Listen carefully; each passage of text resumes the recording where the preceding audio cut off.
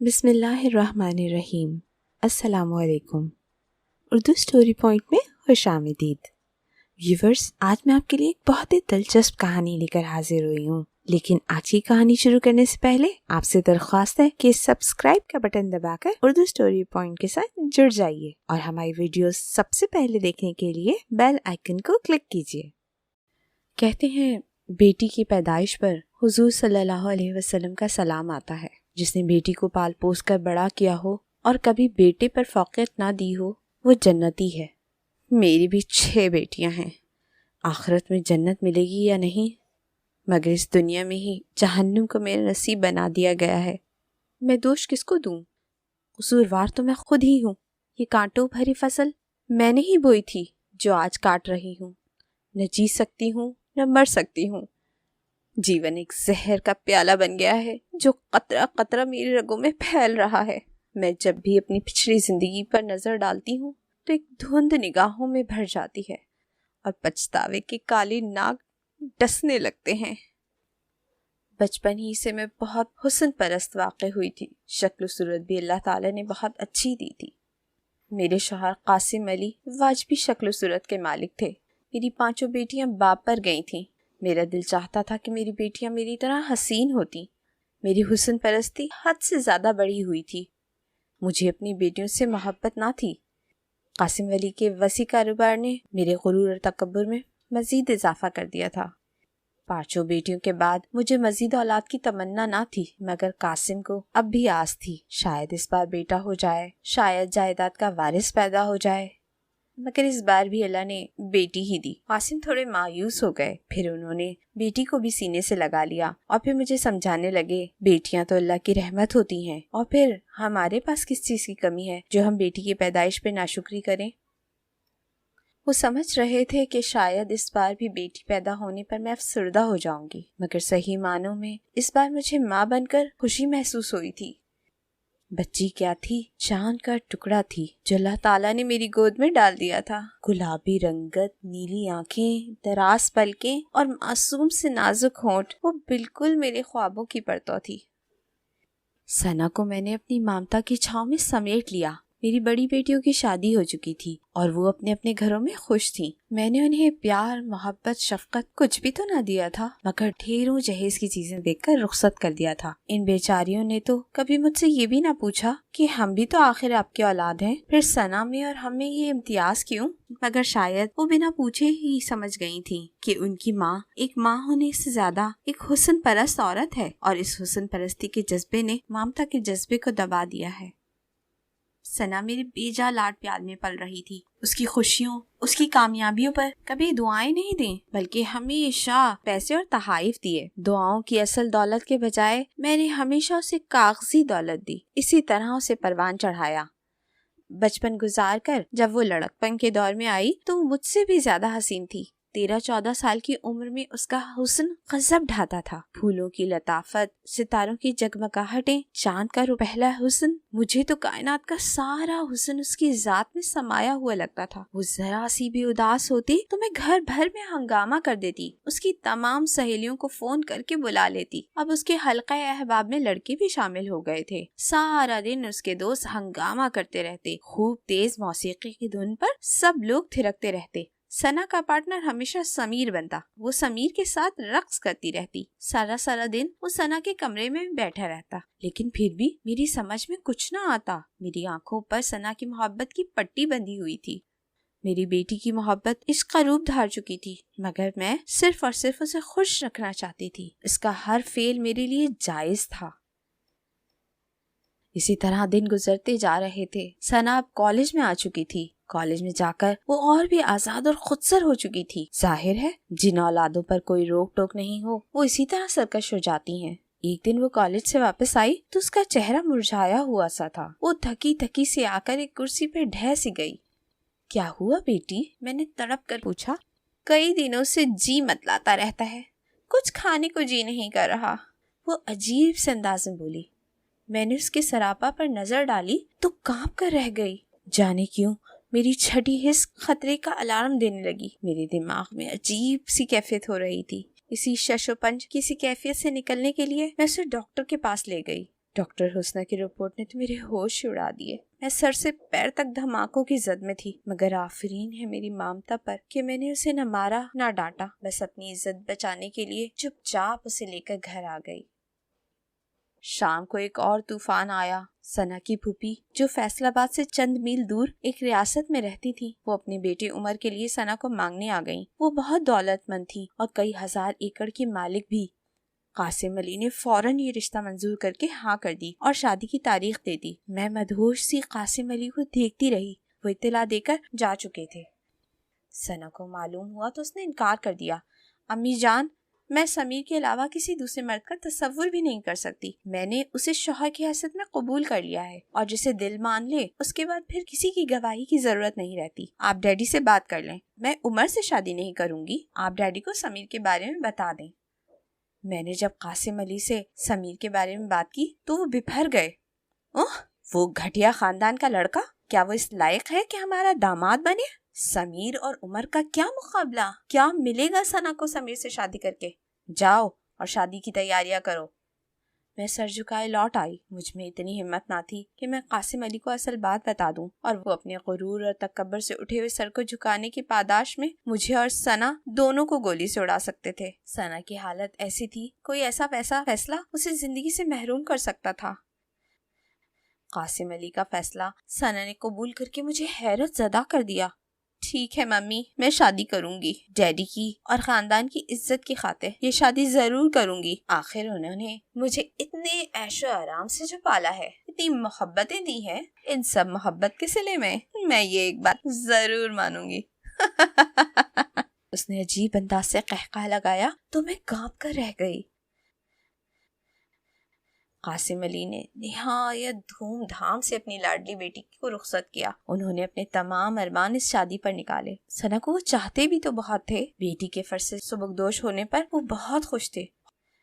खौफ और सदमे में मेरा बुरा हाल था। खानदानी आन बान की खातिर वो 2 जिंदगियों से खेल गई थी। रात से लेकर सुबह तक का वक्त गोया मैंने सूली पर गुजारा था। खौफनाक ख्यालात मेरे दिल को दहला रहे थे। सुबह जो बदनामी और रुसवाई होने वाली थी, मैं उसकी तस्वुर से ही कांप रही थी। यही दुआ मेरे लबों पर थी कि ऐ अल्लाह, इस बुरे वक्त को आने से पहले मुझे मौत दे दे, ये इस रात की सहर न हो।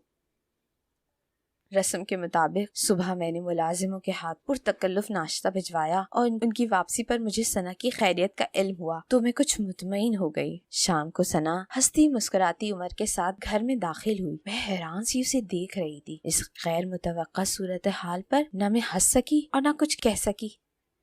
इसी तरह दिन गुजरते रहे। सना को खुश देखकर मैं मुतमईन थी। वो भूले से भी समीर का तस्करा ना करती थी। जितनी दफा भी वो मेरे पास आई, उमर के साथ आई और उमर के साथ ही लौटी। मैं पुरसुकून थी। 5 बेटियों की तरह सना भी अपने ससुराल में खुश थी। सना की खुशी में ही मेरी खुशी थी। सना की शादी को 1 माह हुआ चला था। सर्दियां शुरू हो गई थीं। मैं नहाकर अपने बाल धूप में खुश्क कर रही थी। शुरू से ही मेरी आदत है कि मैं बाल हमेशा धूप में खुश्क करती हूँ। हेयर ड्राई से मैंने कभी बाल खुश नहीं किए। मेरे बालों की चमक का शायद यही राज था। अभी मैं बाल खुश करने भी ना पाई थी कि कासिम अली आलमे वहशत में अंदर चले आए और बोले, सारा, गजब हो गया, हमारी बेटी उजड़ गई, हम बर्बाद हो गए। अरे क्या हुआ? कंगा मेरे हाथों से छूट गया। सारा, हमारी सना का सुहाग उजड़ गया। नहीं, मैंने कलेजे पर हाथ रख लिया। ये क्या हो गया? कैसे मेरी बेटी उजड़ गई? वो मासूम कैसे मौत के आगोश में पहुंच गया? उसने तो मेरी बेटी का गुनाह भी छुपा लिया था। मैं आंखों पे हाथ रखकर रोती रही। कासिम अली ने मुझे सहारा देकर बैठाया। हम जब रियासत पहुँचे तो वहाँ लोगों का अजदहाम था। मेरी बेटी सना के सर पर सफेद दुपट्टा था। उसकी कलाइयाँ चूड़ियों से खाली थी। मुझे देखकर धाड़े मार मार कर रोने लगी। बेटी के दुख पर मेरी भी आंखें बरस पड़ी। आहुजारी और कर्बनाक चीखों में उमर अपनी अब्दी सफर पर रवाना हो गया और सना उजड़ी उजड़ी मेरे सीने से लगी बिलकती रही। एक चीज जो मुझे कांटे की तरह खटक रही थी, वो वहाँ समीर की मौजूदगी थी। एक तो समीर की मौजूदगी ही हैरतनाक थी, दूसरे उसका इस घर में अमल दखल। हर चीज में वो आगे आगे था। सुगवार चेहरे के साथ वो तमाम इंतजामात में लगा रहा।